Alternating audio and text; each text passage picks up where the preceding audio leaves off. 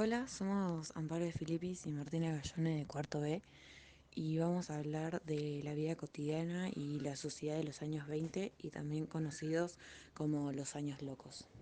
La historia de este periodo en que Estados Unidos y Europa vivieron realidades muy distintas y que tendrían como final el crack del 29.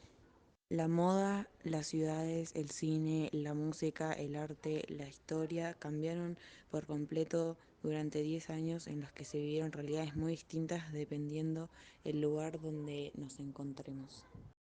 La rebelión de las mujeres. Esto fue algo muy sorprendente para la época.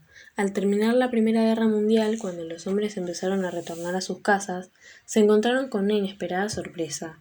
Sus mujeres y muchas otras ya no estaban tan dispuestas, como antes del conflicto bélico, a las tareas hogareñas ni a las labores de beneficencia.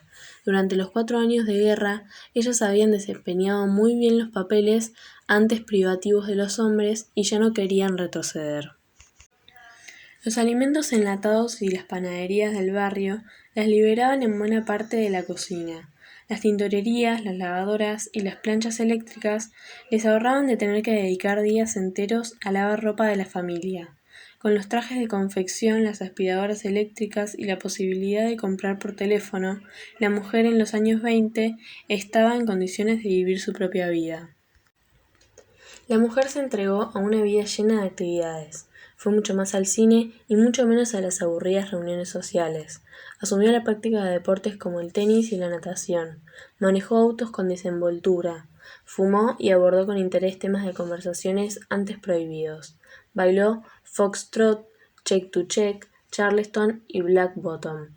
Para asumir sus nuevas conductas, abandonó los flecos de seda, se deshizo de la molesta lencería, se sacó los sombreros llenos de complicaciones y el vestido de calle largo, que al comienzo de la guerra se estaba imponiendo entubado en los tobillos que casi no les permitía caminar.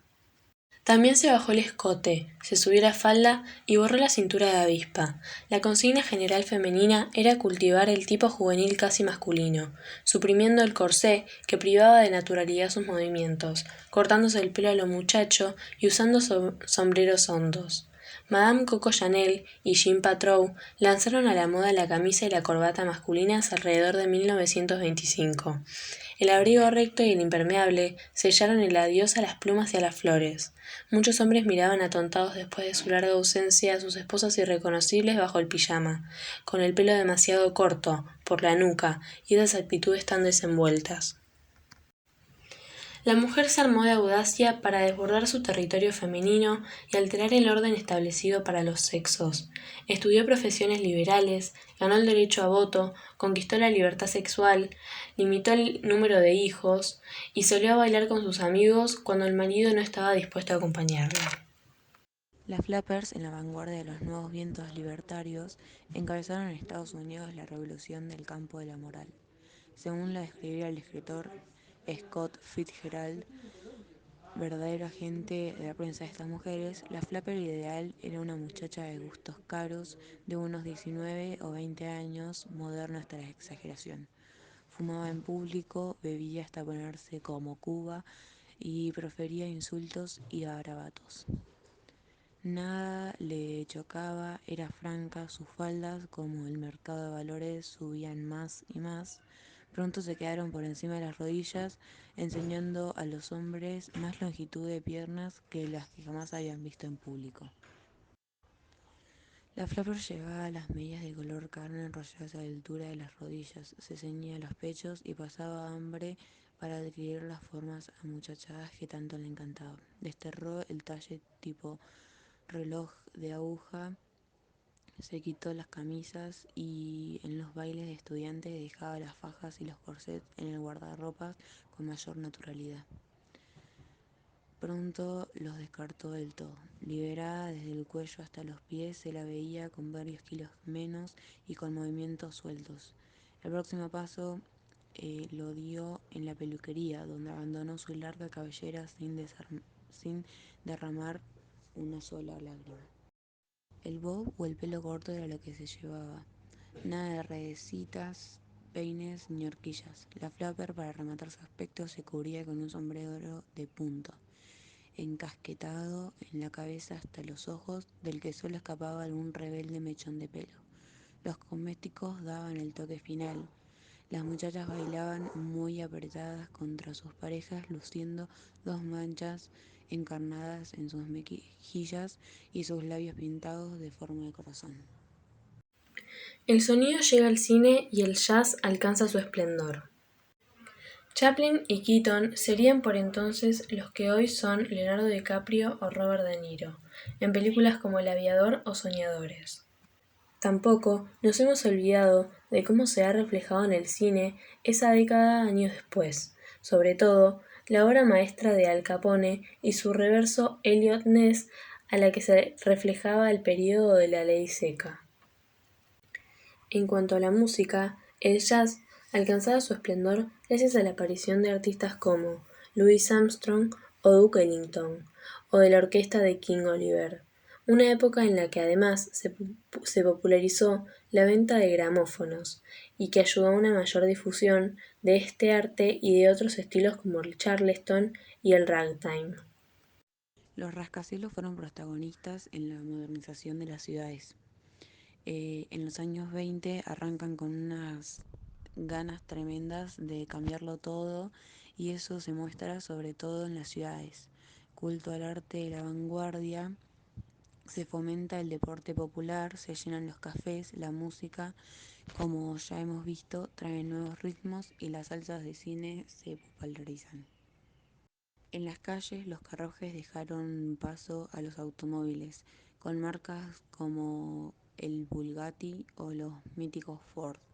Llegaron las radios, los teléfonos de sobremesa y el metro se instaló en varias ciudades.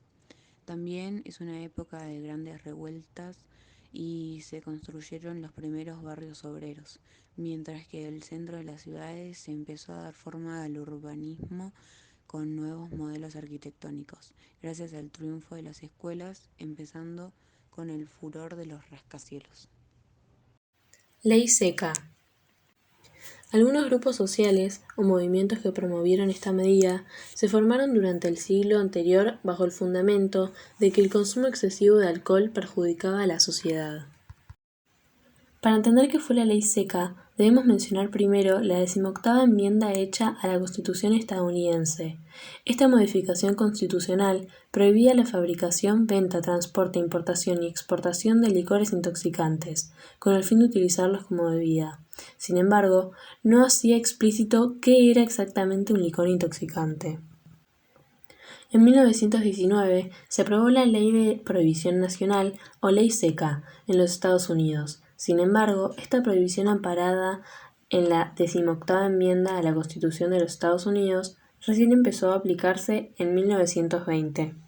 La ley seca definió como intoxicante a las bebidas con 0,5% o más de alcohol, por lo que en la práctica esto significó la prohibición de todas las bebidas alcohólicas. Solo estuvieron permitidas las usadas con fines médicos o religiosos, y las fabricadas o consumidas en casa. La prohibición ocasionó que se intensifique la circulación de bebidas alcohólicas en el mercado negro, dado que éstas eran básicamente licores adulterados. El consumo causó un problema de la salud pública. La tasa de mortalidad por licor adulterado aumentó más de 3 veces en los primeros 5 años de la prohibición. Para garantizar la aplicación de la ley, se creó la Oficina de Prohibición. Para continuar con la circulación de las bebidas alcohólicas prohibidas, se establecieron redes de crimen organizado. Los productores y vendedores pagaban a los funcionarios y servidores públicos, policías y jueces principalmente, para poder seguir comercializando. El fracaso de la ley seca muestra que existen otras medidas mejores como regular el consumo formal de alcohol.